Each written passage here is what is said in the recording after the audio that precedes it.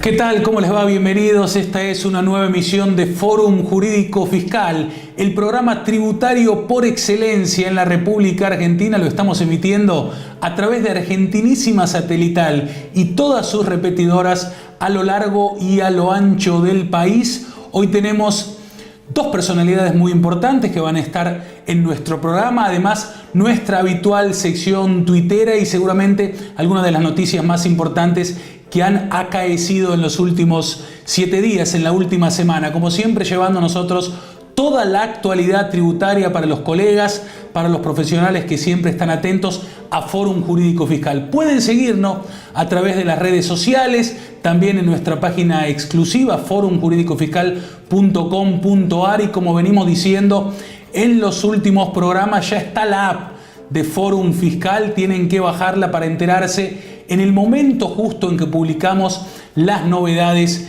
en materia tributaria. En el comienzo del programa, y nuevamente lo vamos a tener después de 7 días, vamos a ir al encuentro del doctor Osvaldo Balán. Un lujo nuevamente tener a este amigo de la casa que comenzó allá con nosotros hace muchos años, cuando despuntaba por primera vez Fórum Jurídico Fiscal. Osvaldo Balán, para hablar del sistema integrado simplificado del agro, el SISA. Venimos tratando con muy buen término este tema y otra vez un especialista va a hablar de ello. Con ustedes, el doctor Osvaldo Balán.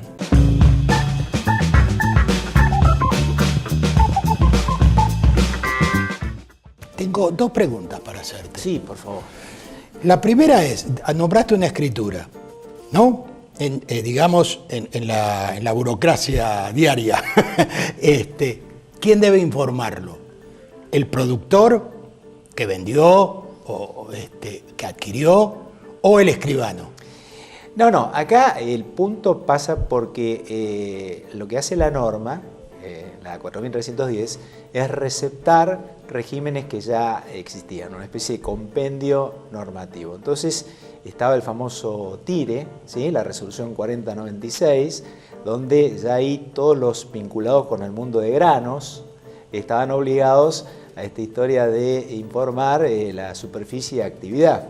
Entonces, en ese sentido, la 4310 prácticamente reproduce al TIRE. Entonces, bueno, siguen siendo los mismos los que están obligados. ¿Tiene que dibujar el polígono? Sí. También. Y acá una recomendación, hay varias, ¿no? Pero una recomendación así de tipo inminente.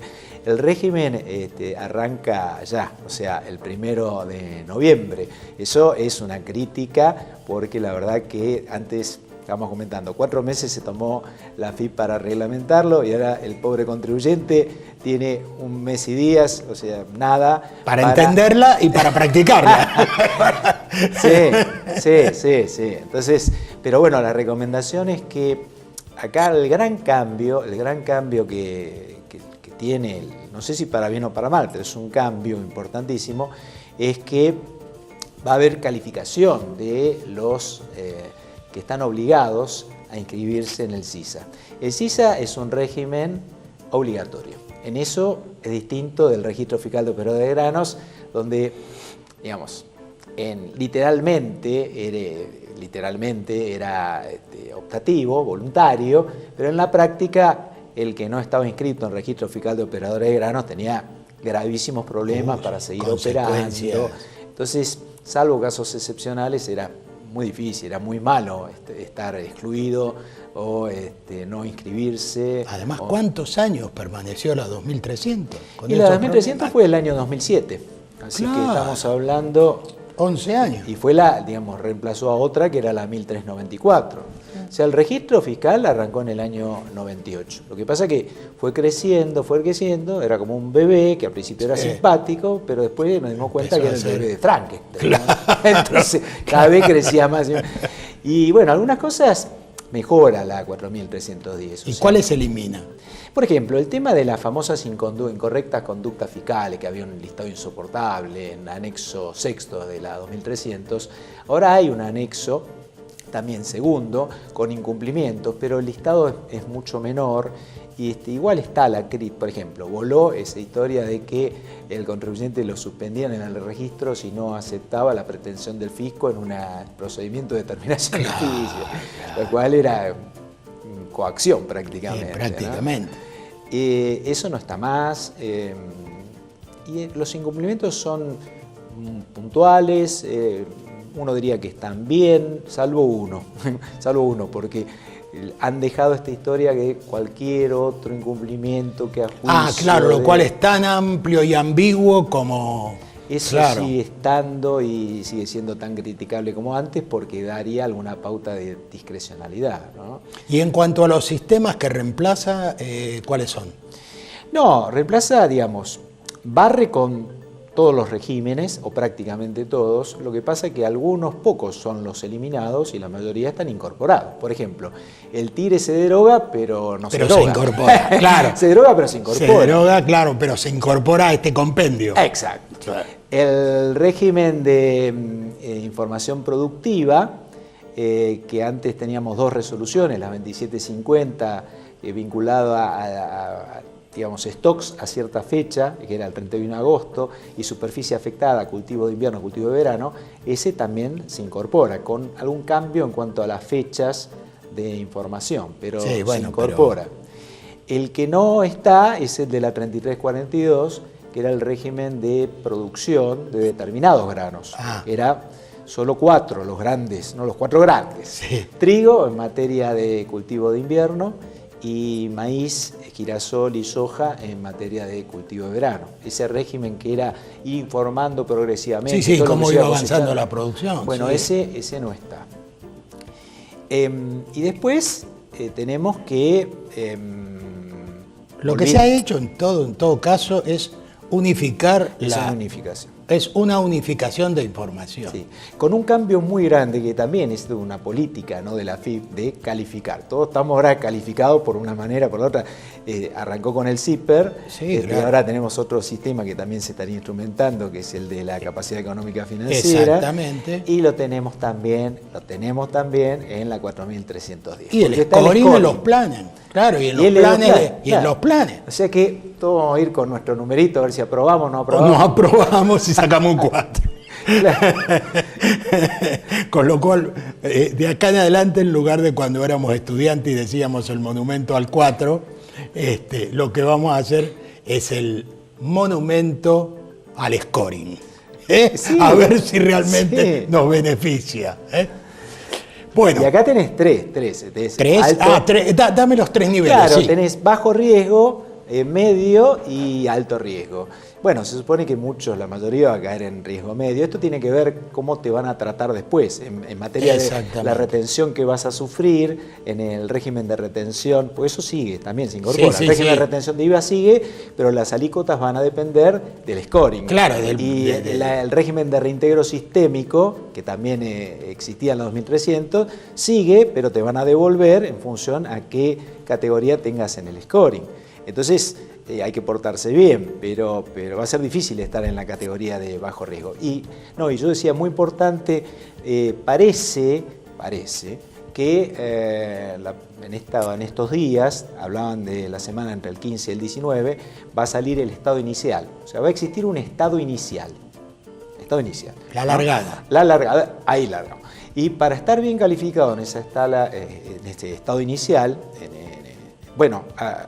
el productor, por ejemplo, tiene que haber cumplido con los regímenes de información productiva, con la 2750, con la 3342, por supuesto, tiene que estar inscrito en el TIRE y tener las constancias respectivas, tiene que estar inscrito en el RESPA agrícola actualizado, y porque eso le va a permitir arrancar con una buena calificación. Y tiene que estar en el CIPER, debería estar en el CIPER como A. Claro, eso sería una buena largada. Digamos. Una buena largada, pero todos están esperando a ver cómo arranca esto, porque si no hay todo un procedimiento de, digamos, solicitud de mejora en ese estado, pero bueno, vamos a ver por eso cómo arranca, ¿no? Gracias, Osvaldo. No. Primero, digamos que me parece que el tema da para mucho más. Y segundo, que hay un amigo, que creo que vos lo conocés, se llama Ciancaglini, Sí. ¿no? Que todavía nos debe su visita. No es que lo quiero hacer público, yo sé que no va a salir. De Sudamérica esto no sale. Así que al amigo Ciancaglini está invitado para hablar del tema, ¿eh? Gracias, Osvaldo. Muchas gracias, Ricardo. Volvemos al piso.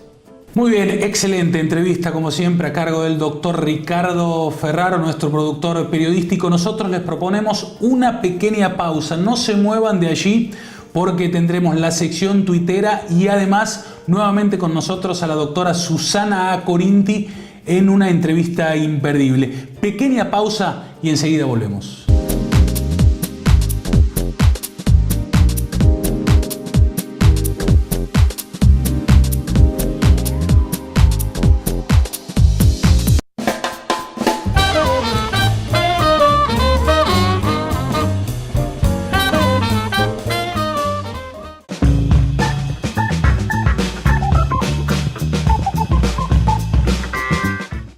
Muy bien, estamos de regreso y es momento de nuestra esperada sección tuitera. Vamos a comenzar con Ezequiel Pasarelli, reconocido tributarista a nivel nacional. Siempre es muy importante que su opinión esté en nuestro programa.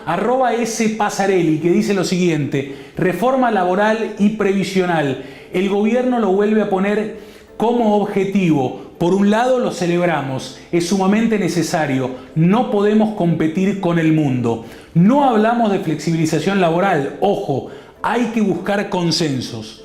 Por otro lado, ¿les parece que es el momento? Bueno, importante Twitter referido a la situación actual, al momento de crisis, para volver a poner esta cuestión en el tapete. En el siguiente Twitter estamos hablando de Nadine Argañarás, @Nadine Argañarás, presión tributaria nacional. Como lo venimos manifestando hace un tiempo, en el 2019 la presión tributaria sería récord.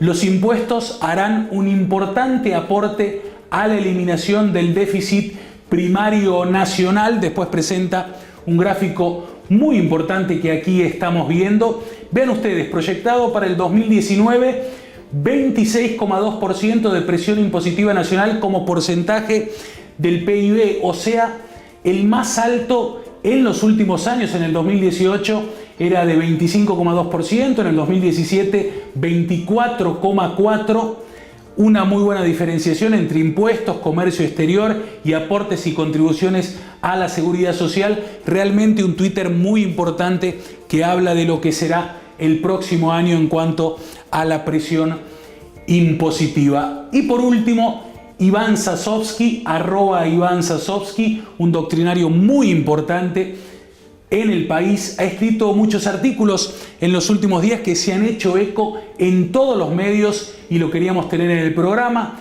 Para que lo entienda, doña Cámara de Diputados y Senadores: 1. No se necesita modificar la ley para que los jueces paguen ganancia. 2. La confiscatoriedad definida por la Corte Suprema de Justicia de la Nación no desaparece por modificar el IPIM por IPC ni por el ajuste por inflación impositivo.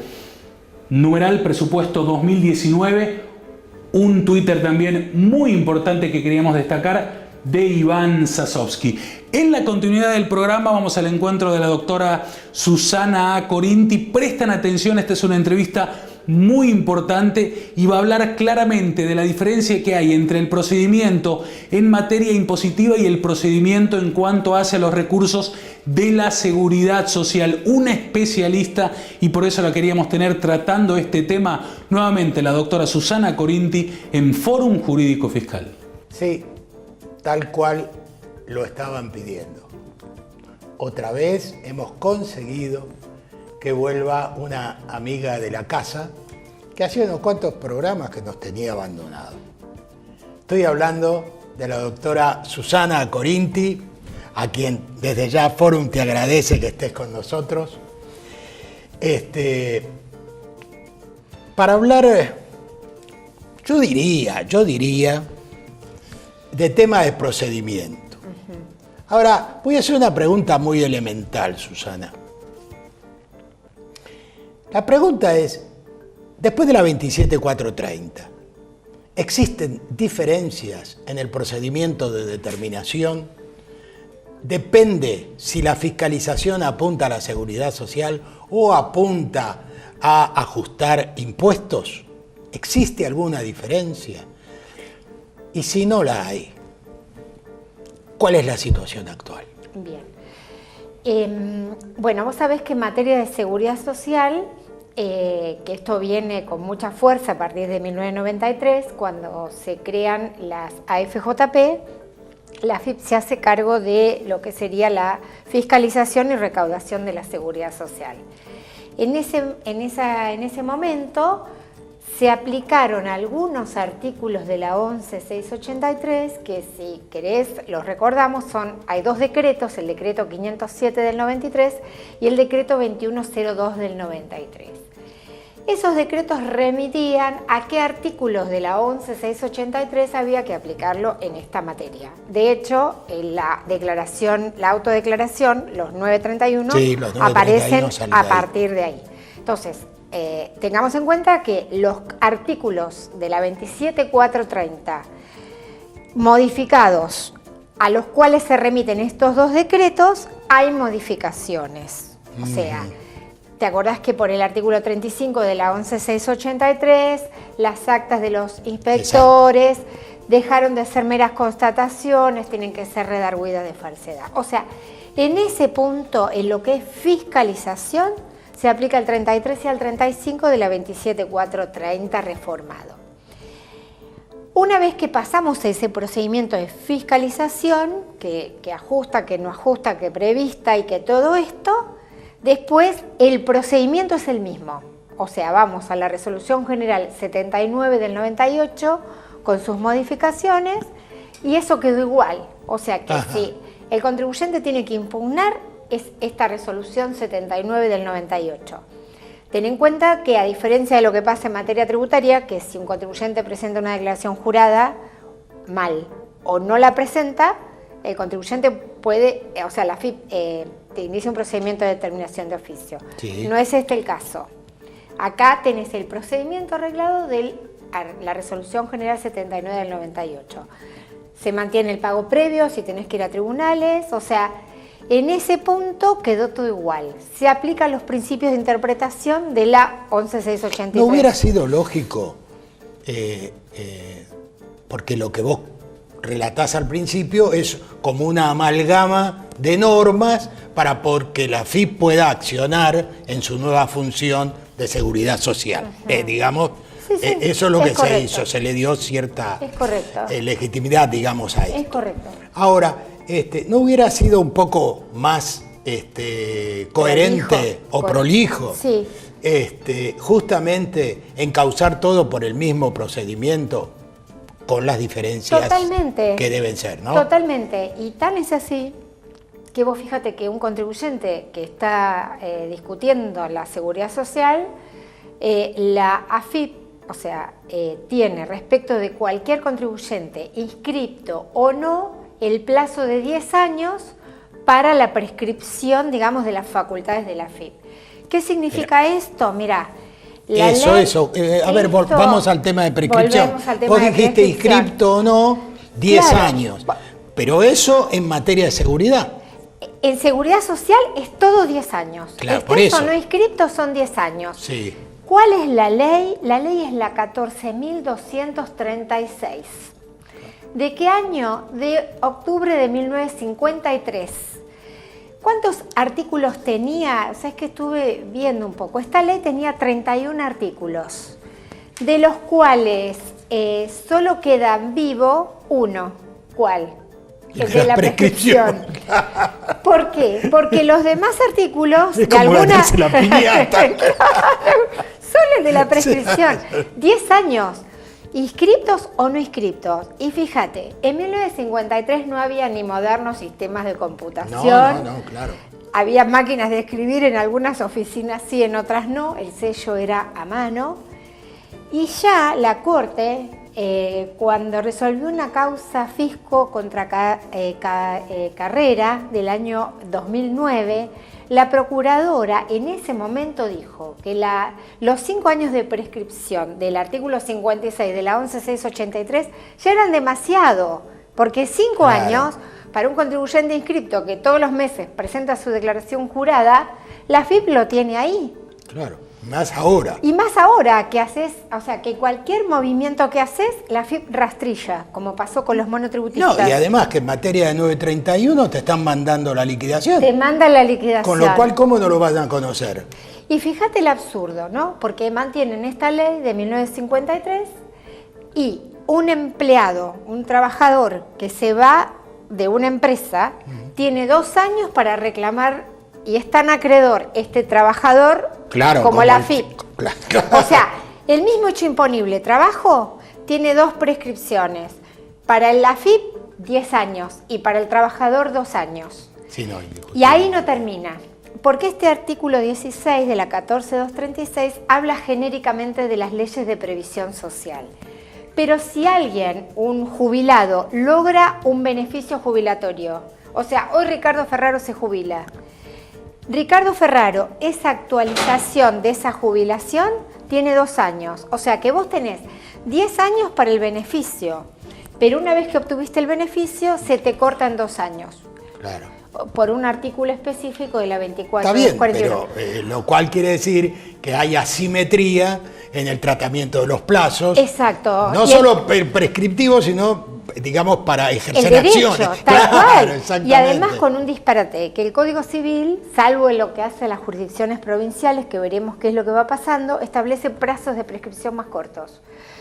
5 años, o 2 años, o 1 año. O sea, ¿por qué? Porque la modernidad nos trae que todo es ya. O sea, recibís una carta de documento y ya estás contestando. Ya el abogado lo sabe porque lo mandás por foto al WhatsApp. Entonces, a ver, a tu pregunta inicial, lo que es fiscalización de la seguridad social, se aplican estos 2 decretos, 507 y 2102 del 93, que remite a la 11683, y ahí sí hubo las modificaciones propias que ya las han comentado en Fórum, de la 27430. En materia de, digamos, cuando ya entramos en el proceso judicial, primero el proceso administrativo y judicial, se aplica la resolución 79 del 98, que no tuvo modificaciones de ningún tipo, pago previo y 10 años de prescripción. Exacto. Para todos. Y a mí me parece que este tema de la prescripción, diputados, los están llamando por teléfono, muchachos. Me parece. Me parece que sí. Y si no, lo tiene que llamar la justicia. Exactamente. Susana, gracias. Bueno, un placer estar acá. Otra vez explicando bien. Gracias. Gracias, Susi. Volvemos al piso. Muy bien, nos estamos despidiendo. Gran entrevista realmente del doctor Ricardo Ferraro. La claridad de siempre de la doctora Susana Corinti. Un lujo tenerla en nuestro programa. Muy buena sección tuitera también. Hablábamos con nuestro productor ejecutivo, el contador Ramón Eduardo Pena. Un acierto realmente de nuestra producción, esta sección que fue muy importante a lo largo del año. Hemos tenido hoy a Ezequiel Pasarelli y a Iván Sasovsky, realmente 2 personalidades muy importantes. Y después reflejábamos el Twitter muy importante referido a la presión impositiva, aquello que tuiteaba el doctor Nadine Arganiaraz, que es director del IARAF. Ese Twitter está referido a un estudio realizado por el IARAF en base a datos del Ministerio de Economía y del INDEC, así que me parece que fue muy importante destacarlo. Una palabra autorizada el doctor Arganiaraz para este tipo de temas. No tenemos mucho tiempo, pero recuerden, hay un nuevo fallo en cuanto a bienes personales responsables sustitutos que se puede compensar. Esto ya lo habíamos visto en nuestro programa, lo pueden repasar en nuestro sitio web exclusivo forumjuridicofiscal.com.ar, pero esto es muy reciente. Hay un nuevo fallo a favor de esta compensación. El plan de pagos que se prorroga hasta el 31 de diciembre, ahora es para obligaciones vencidas hasta el 30 de septiembre. Entran ganancias y bienes personales, algo injusto para aquel cumplidor, ¿no? Para aquel contribuyente cumplidor. Antes no estaba incluido en el plan estas obligaciones, y además nos hemos enterado de la prórroga unos días antes del vencimiento o de lo que estaba previsto como vencimiento anteriormente, que era el 31 de octubre. Todos los colegas siempre estamos acostumbrados a enterarnos en el mismo día que vence de la prórroga. Ahora tenemos un poquito más de tiempo para diagramar nuestro trabajo. Así que dos novedades que queríamos destacar en el cierre del programa. Nosotros nos estamos despidiendo y la verdad que también nos estamos despidiendo por este año de esta pantalla amiga de Argentinísima Satelital. Es el último programa del 2018 aquí en este canal que también nos ha acogido y hemos disfrutado mucho de hacer el programa aquí. Gracias a todos los directivos y a todos aquellos que trabajan en el canal a través del programa. Y lo que queremos decirles es que seguiremos en contacto con ustedes. Fórum Fiscal a través de su página, a través de la app, seguramente tendrá las últimas noticias con videos importantes explicando las últimas novedades, el reporte tributario, frases que nos parezcan importantes destacar. También continuará a través de las redes sociales nuestra sección tuitera, así que seguiremos en contacto durante todo el verano. Despedimos a Hernán Ramos, que está detrás de cámara, el doctor Ricardo Ferraro en la producción periodística, el contador Ramón Eduardo Pena en la producción ejecutiva. Así se termina un nuevo programa de Fórum Jurídico Fiscal. Chau y hasta la próxima.